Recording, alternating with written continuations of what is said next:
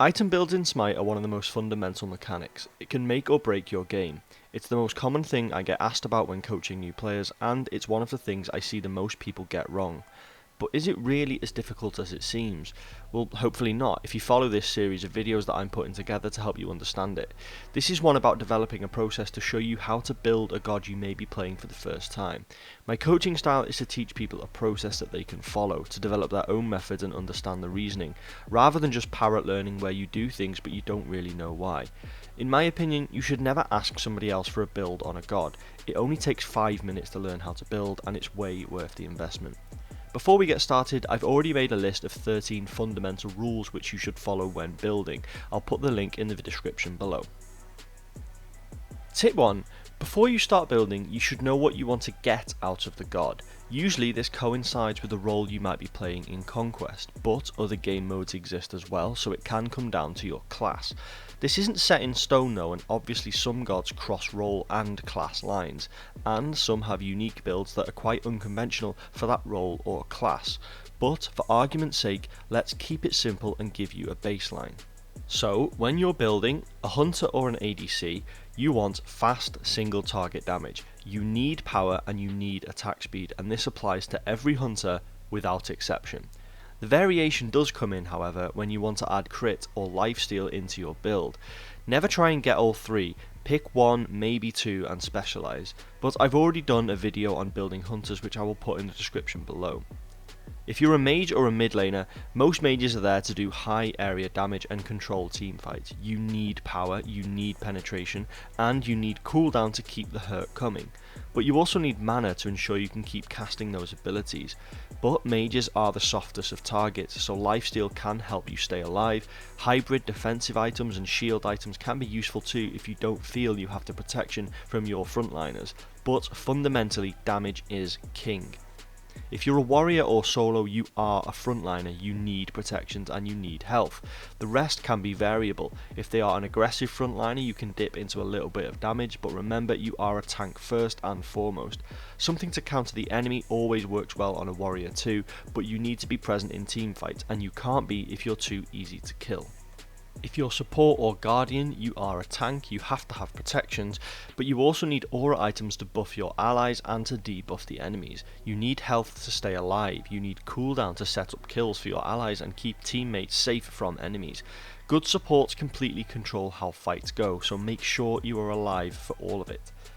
If you're a jungler or an assassin, you need fast single target damage. Power and penetration are pretty much the cornerstones of these gods. Seriously, as a baseline, that is it. Lifesteal, cooldown, attack speed, they're all optional depending on the god you are playing or the situation. But you need single target damage, you need to hit hard and quickly. It may seem like I've oversimplified things there, but I really haven't. If you have this in mind when you are planning a build for your god or role, the rest will fall into place. Now that you have a rough idea, you need to know how the specific god you've chosen is going to work. So, step 2, take a god and spend literally 5 minutes in jungle practice. Someone with a very basic understanding of items in Smite should be able to craft a build on a god within minutes of playing them. Read their abilities and see what works well with their kit. Remember the key principles of the role. See if the passive they have works off basic attacks. See how their abilities work. See where their ultimate leaves them when it's finished casting. Check the cooldown on your abilities and see if the god is missing anything that their role requires. So let's do 2 examples together using this process. Let's take Rama. Rama is a hunter, so based on what we said before, he needs to do damage quickly.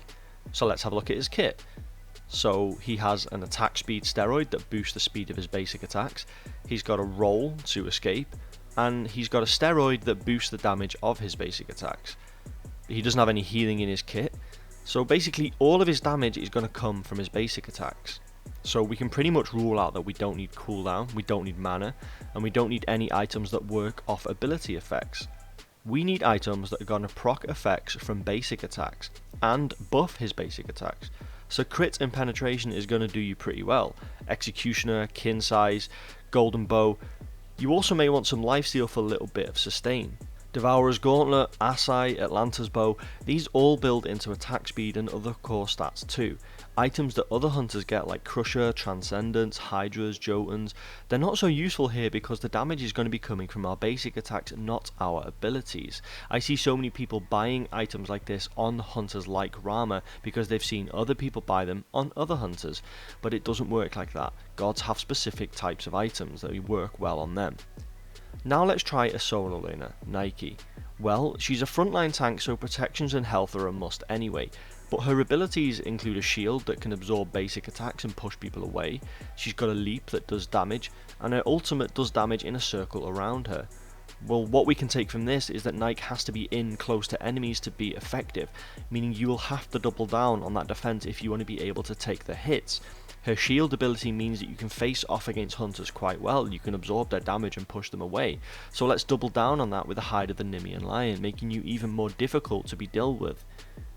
The ultimate and leap combinations mean you will be activating it around enemies, so items that work well close to enemies are going to be good too. Witchblade, Sigil, but don't get Pridwin, that doesn't work on Nike for some reason and never has, which I learned while making this video. Every day is a school day.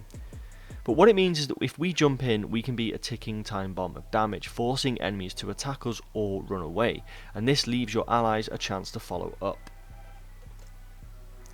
So that's a pretty simple process to follow, and it doesn't require a full in-depth understanding of the game. Just look at the abilities of any god, look at some items, and a build should start to form quite quickly. So if you know the basics of your role and what works on your god, the next thing you need to look at is what your opponent has and how that is going to affect your build.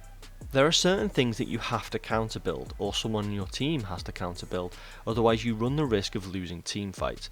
Supports, guardians, solos, warriors should always have a spot in their build for a counter item. Mids, junglers and hunters should counter if required too. So let's look at the most common things that need counter building and how best to do it. The main one is healing. If the enemy has healers, or gods relying on lifesteal, then anti-heal should be worked into your build somewhere. As I mentioned in my previous video, there is anti-heal in all areas of the shop, so every player can get it without jeopardizing their own role. Please don't neglect it. Healing literally wins games. Next up is crit. If the enemy hunter or assassin, or both, have gone into crit, then the squishy members of your team can die very, very quickly. But one quick spectral armor will reduce the crit damage taken and potentially keep you alive at key moments. Next up is when the enemy has hard crowd control engagement. If your beads are down, Cloak of the Magi will allow you to absorb one crowd control. Wingblade will protect you from slows, and these may seem very niche, but believe me, they will keep you alive against teams who engage with this type of crowd control. There's also items like Ancile and Cloak as well, which can give a small window of escape against assassins who want to dive in and hit you with everything very quickly. Next up we have if the enemy is heavily basic attack reliant. There will likely always be a hunter on the enemy team, but if they also have a basic attack reliant jungler and solo too, like Erlang Shen, Bellona or Nemesis, then counteracting this with a Witchblade will slow them all down in a team fight, or a Midgardian Mail or Frostbound Hammer will slow their attacks onto you. You can also get a Hide of the Nemean Lion to absorb some of those basic attacks and it will serve you well.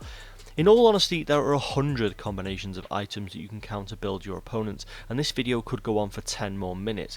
As long as you can recognise the important ones and know how to deal with them, you have already stepped up your ability to build.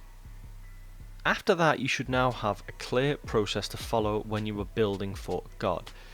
You should look at the role you are going to be playing and the key requirements of that role. Next, you should look at your god's kit and playstyle and see what items gel best with them. And then finally, you should consider what the enemy is building and which counter items can work best into your build. If you follow that guide, you should be able to build anybody with relative ease. Remember, builds should change between games. If you are building the same items every time without consideration, then you are likely making a mistake.